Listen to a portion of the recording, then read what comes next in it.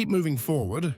Ang bawat hamon ay hakbang patungo sa iyong mga layunin.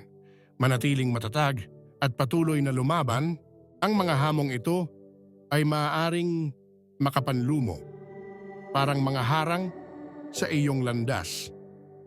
Madaling panghinaan ng loob, pagdudahan ng sarili, at minsan ay gustong sumuko. Pero heto ang sikreto, bawat hamon ay isa talagang hakbang pasulong. Ang bawat balakid na iyong nalalampasan ay nagpapalakas, nagpapatalino, at nagpapatatag sa iyo. Huwag mong hayaang ang mga kabiguan ang magtakda kung sino ka. Yakapin mo ang mga pagsubok. Matuto mula rito at patuloy na umusad. Abot kamay mo na ang iyong mga pangarap.